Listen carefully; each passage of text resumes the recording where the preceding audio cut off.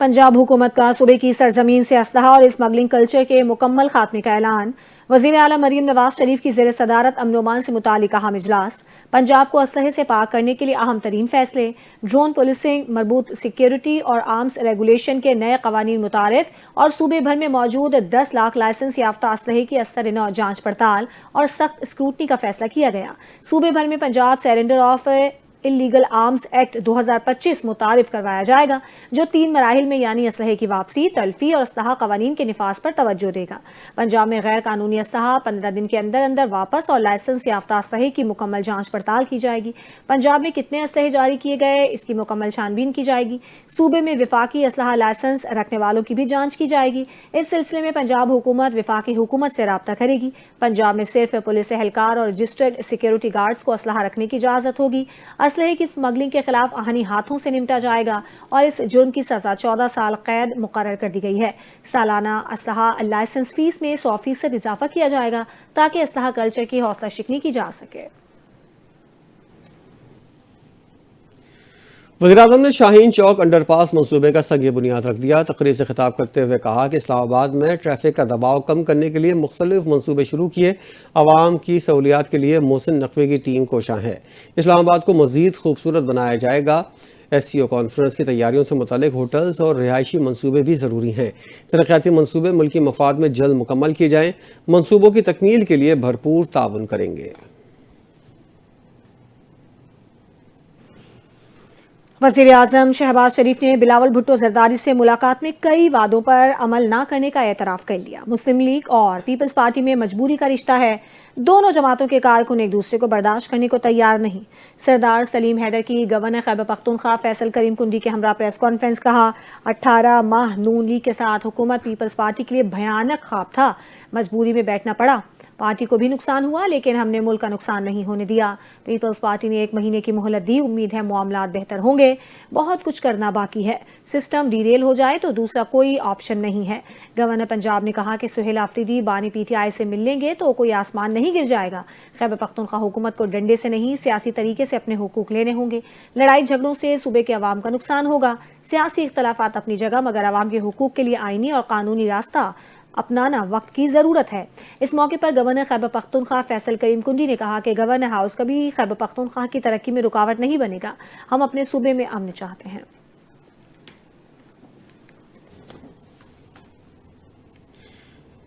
विफाक ने तहफ़्फ़ुज़ात दूर करने की यकीन दहानी कराई है। मुल्क में मज़ीद मसाइल पैदा नहीं करना चाहते। अगर बंद कमरों में PSDP बनाएंगे तो नाइंसाफ़ी होगी।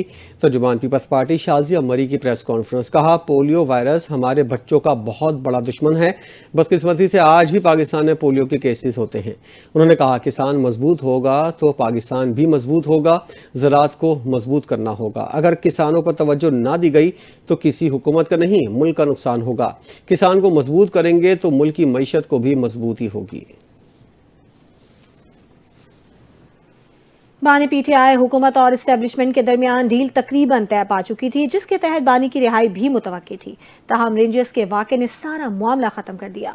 रुकन कौमी असम्बली शेर अफजल मरवत का बड़ा इंकशाफ। कहा 3 नवंबर को मुज़ाकरात का सिलसिला शुरू हुआ, जिसके लिए एक 4 रुकनी कमेटी तश्कील दी गई। कमेटी में अली अमीन गंडापुर, बैरिस्टर गौहर अली खान, मोहसिन नकवी और राना सनाउल्लाह शामिल थे। बोले बाद में वो खुद भी मुज़ाकराती अमल का हिस्सा बन गए।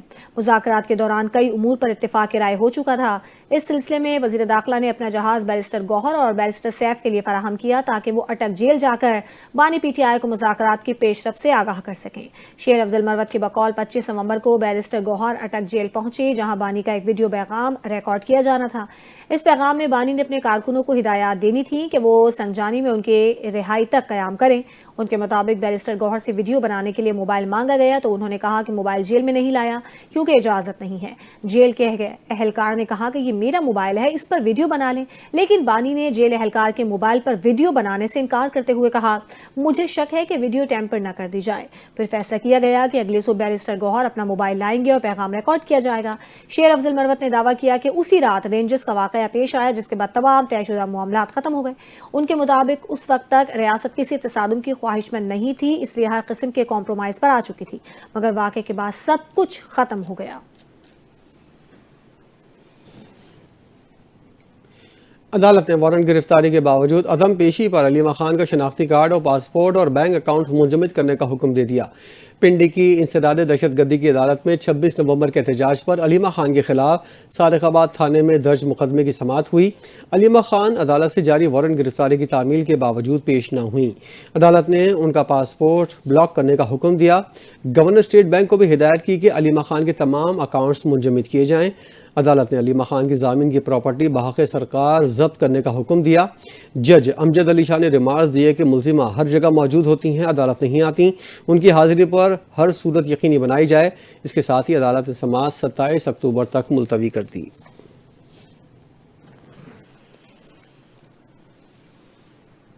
سپریم کورٹ کے جسٹس اطہر من اللہ نے تربت میں نوجوان حیات کو والدین کے سامنے گولیاں مار کر قتل کرنے والے ایف سی اہلکار کی سزائے موت کے خلاف اپیل کا اقلیتی فیصلہ جاری کرتے ہوئے اپیل خارج کر دی۔ عدالت نے فیصلے میں کہا ہے کہ ماورائے عدالت قاتل آئین اور بنیادی حقوق کی سنگین خلاف ورزی ہے۔ سپریم کورٹ ماورائے عدالت حراست قاتل کو فساد فی الارض قرار دے چکی ہے۔ ایف سی اہلکار کا جرم بزدلانہ، بہیمانہ اور عوامی ضمیر کو جھنجھوڑنے والا ہے۔ قانون نافذ کرنے والے اہلکار شہری کے قاتل بنے تو سب سے سخت سزا لازم ہے۔ فیصلے میں کہا گیا ہے کہ مجرم شادی اللہ نے 2020 میں حیات نامی نوجوان کو حراست میں لینے کے بعد گولیاں ماری تھیں۔ سپریم کورٹ کے 3 رکنی بینچ نے 2-1 کے تناسب سے اکثریتی فیصلہ جاری کرتے ہوئے مجرم کی سزائے موت کے مجرم کو عمر قید میں تبدیل کر دیا تھا۔ جسٹس اطہر من اللہ نے اقلیتی فیصلہ جاری کیا۔ اسلام آباد میں 10 روز سے لاپتہ deputy director national cyber crime investigation تاحال بازیاب نہ ہو سکے۔ اسلام آباد ہائی کورٹ نے پولیس کو مغوی کی بازیابی کے لیے مزید 1 ہفتے کا وقت دے دیا۔ لاپتہ ڈائریکٹر اور درخواست گزار روزینہ کا بھی پتہ نہ چل سکا۔ اسلام آباد ہائی کورٹ کی جسٹس اعظم خان کی عدالت میں سماعت ہوئی۔ عدالت نے پولیس کو مغوی کا واٹس ایپ ریکارڈ کا ڈیٹا بھی چیک کرنے کا حکم دیا۔ جسٹس اعظم خان نے متنبع کیا کہ 1 ہفتے کا وقت دے رہے ہیں، اصل مقصد معاملہ حل کرنا ہے، صرف تاریخیں دینا نہیں۔ مغوی افسر کے 14 اکتوبر کو رہائشی اپارٹمنٹ کی بیسمنٹ پارکنگ سے اغوا کا مقدمہ تھانہ شمس کالونی میں درج کیا گیا تھا۔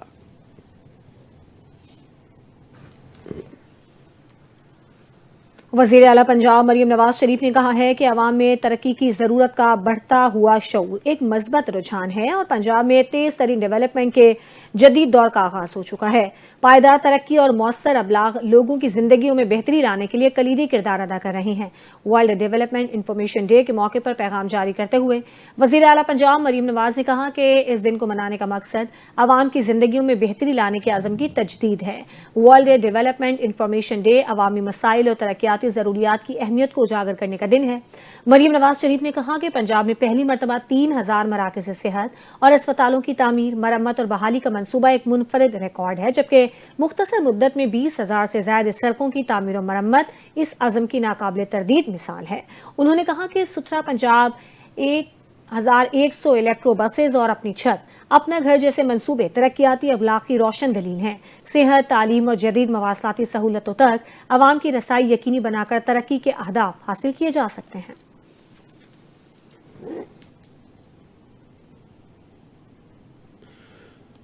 وکلا برادری میں سرگرم 2 نمایاں شخصیات ایڈوکیٹ سپریم کورٹ محمد حسیب جمالی، صدارتی امیدوار سندھ ہائی کورٹ بار ایسوسی ایشن اور ایڈوکیٹ سپریم کورٹ عامر نواز وڑائچ، صدر کراچی بار ایسوسی ایشن اور امیدوار Sindh bar council district south کے اعزاز میں شائع کا اہتمام کیا گیا۔ تقریب میں ممتاز قانون وکلا نمائندوں نے بڑی تعداد میں شرکت کی۔ دیکھتے ہیں ذیشان ملک کی رپورٹ۔ تقریب کا انعقاد ایڈوکیٹ ملک الیاس احمد اوان اور ان کے ساتھیوں کی جانب سے کیا گیا، جنہوں نے وکلا برادری کو مشترکہ پلیٹ فارم پر اکٹھا کرنے، ترقی یافتہ بارز اور مؤثر عدالتی نظام کے عزم کو دہراتے ہوئے کہا کہ مضبوط وکلا تنظیمیں ہی شہریوں کے بنیادی حقوق کے تحفظ کی اصل ضمانت ہیں۔ آج انہوں نے تسلیم کیا کہ آدھے وکلا 26ویں ترمیم کے خلاف ہے۔ میں اس لیے ان کا تہ دل سے مشکور ہوں۔ مہمانوں کے اعزاز میں رکھی گئی اس نشست سے خطاب کرتے ہوئے حسیب جمالی کا کہنا تھا کہ وکلا کی فلاح، پیشہ ورانہ استحکام اور ادارہ جاتی مضبوطی کے لیے ایسی قیادت کی ضرورت ہے جو بار اور بینچ کے درمیان روابط کو مزید بہتر بنا سکے۔ 26ویں آئینی ترمیم کے ذریعے آزاد عدلیہ کو کنٹرول کرنے کی کوشش کی گئی۔ آئینی عدالتیں بنائی گئی۔ اب آپ کی عدالت میں پہلے ایک ہائرارکی ہوتی تھی، چیف جسٹس ہے، سینئر پیونئی ہے، سینئر ججز ہیں 5 جو ایڈمنسٹریٹو کمیٹی میں ہوتے ہیں، پھر اس کے بعد باقی ججز، ایک پیرامڈ تھا۔ اب کیا کیا؟ کانسٹیٹیوشنل بینچز بنا دی، 9 नंबर का जो सीनियोरिटी का जज है अपने से कॉन्स्टिट्यूशनल बेंच का हेड बना दिया सिंध में। तकरीब से खिताब करते हुए सदर कराची बार आमिर नवाज वड़ैच का कहना था कि 26वीं आईनी तरमीम के बाद सीनियर जजेस की कोई अहमियत नहीं रही, इस काले कानून को रोल बैक करवा कर रहेंगे। एक पार्टी का लॉयर्स फोरम का सदर तकरीर करता है, वो कहते हैं कि हम कराची बार में अपना कैंडिडेट लाएंगे सदर का। इसका मतलब क्या है? इसका मतलब ये है कि हाई कोर्ट उनकी है, उनको तकलीफ कराची बार से क्यों है? कराची बार ने मना कर दिया है, कराची बार ने कि हम आपकी गुलामी नहीं करेंगे। शुरा ने दोनों रहनुमाओं के विजन और जद्दोजहद को सराहा और मुस्तकबिल में अवाम और वकला की फलाह बहबूद के अज़म का अहाता किया। कैमरामैन मोहम्मद यूनुस के साथ जिशान मलिक, NTN न्यूज़, कराची।